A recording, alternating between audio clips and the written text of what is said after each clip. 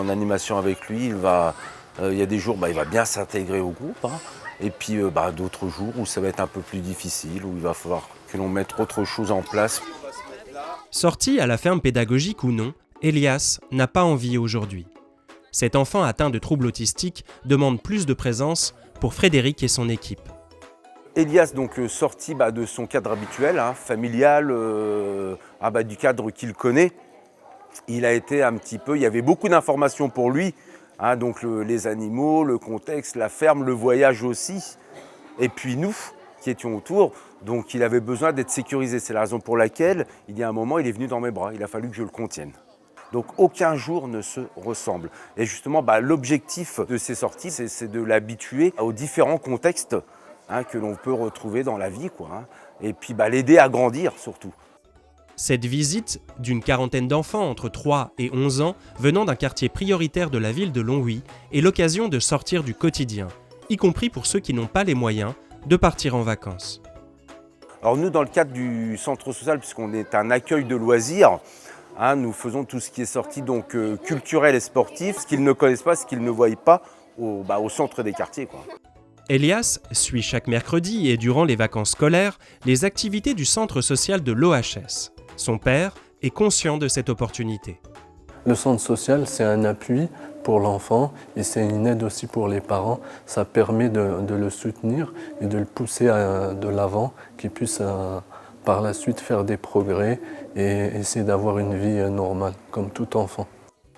Depuis septembre 2024, la CAF aide à hauteur de 4 € de l'heure les centres sociaux accueillant des enfants en situation de handicap. Toute la difficulté de ce dispositif, c'est qu'on n'a pas, nous, souvent les personnes spécialisées, parce qu'il nous faudrait une éducatrice jeunes enfants pour suivre l'enfant pendant les vacances scolaires, mais le coût est beaucoup trop important pour nous, quoi. Frédéric, à son niveau, a une dizaine de demandes d'enfants avec des besoins spécifiques. Ces familles sont en difficulté, elles doivent garder leurs enfants pendant toute la période estivale, hein, bien souvent dans des appartements. Donc les enfants n'ont pas accès à la culture, au sport. Il n'y a pas d'interaction qui se crée, donc on crée de la frustration et beaucoup aussi de malheur au niveau de ces familles, quoi. Les études prouvent que le sport, les activités artistiques ou autres de groupe aident les jeunes personnes en situation de handicap dans leur développement. Mathieu, éducateur sportif spécialisé, organise avec l'AEIM une journée de sensibilisation au sport. Enfants en situation de handicap et du milieu ordinaire se mélangent sans distinction.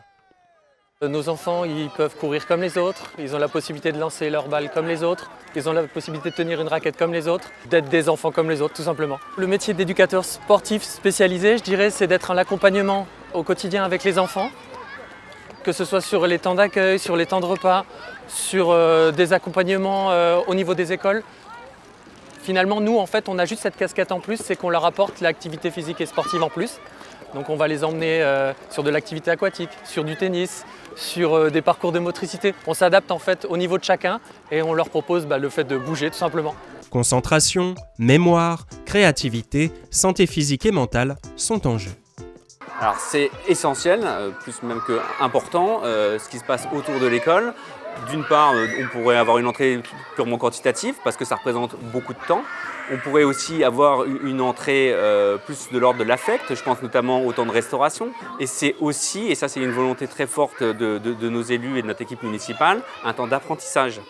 Notamment sur le champ artistique, sur le champ culturel, sur le champ sportif. Je pense qu'on a un retard global au niveau sociétal dans l'inclusion des enfants porteurs de handicap et que peut-être un focus a d'abord été porté sur la chose scolaire avant de basculer sur le temps périscolaire. Un partenariat AEIM Ville de Nancy est prévu pour former les équipes périscolaires et ainsi inclure les enfants en situation de handicap dans leurs écoles de quartier. Ce partenariat, il a pour objectif principal de permettre un accueil des enfants nancéens pris en charge en IME sur le temps périscolaire du soir. La formation, il va falloir qu'on la pense de manière pluriannuelle. Je pense que c'est la seule solution pour pouvoir avancer de manière efficace. Et à nouveau, on va penser ces choses en partenariat. On va conventionner avec l'AEIM de sorte à ce que cette formation soit prise en charge d'une part par l'AEIM qui nous apportera les contenus et les compétences, d'autre part par la ville qui permettra le remplacement des personnels concernés. L'Institut des jeunes sourds de la Malgrange a aussi pour mission l'inclusion par des activités périscolaires et extrascolaires. Qui peut m'aider? Merci. Ça serait mieux de les laisser là, ok? Mais c'était pour prendre des photos? Eh ben moi, je vais en prendre des photos et je vous les donnerai après. Ce mercredi, un petit groupe d'adolescents de 11 à 14 ans part pour l'atelier philoludique à la médiathèque Saint-Pierre de Nancy. Alors c'est un complément de l'école parce que les élèves sont amenés à réfléchir, à parler, à s'exprimer, voilà, et à s'écouter entre eux, quoi, à accepter les idées des autres et puis de donner leur ressenti, leur opinion. Donc ils doivent avoir un bon comportement, respecter les règles déjà du jeu, tout ça, et bien se tenir, enfin voilà. Emilio a des troubles du langage. Pourtant, ce type d'activité l'aide à parler en public. Parce que tu as une personne qui est musclée.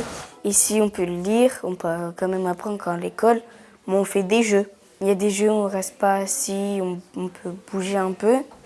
À l'Institut, chaque éducateur est responsable des activités autour de l'école tout au long de l'année. Que ce soit une sortie en centre-ville pour apprendre l'autonomie, faire du théâtre ou du football, la finalité reste la même. Une activité extrascolaire, c'est bien pour le bien-être de l'enfant parce que ça le libère de toutes ses angoisses, ça l'épanouit, ça lui fait faire du sport et puis ça le coupe de la scolarité. Ça lui fait voir autre chose, de rencontrer d'autres gens, ses pairs ou des jeunes entendants par exemple, voilà, de cohabiter avec d'autres personnes. Aujourd'hui, dans les 33 000 lieux d'accueil et de loisirs périscolaires et extrascolaires existants, on dénombre seulement 0,28% d'enfants en situation de handicap.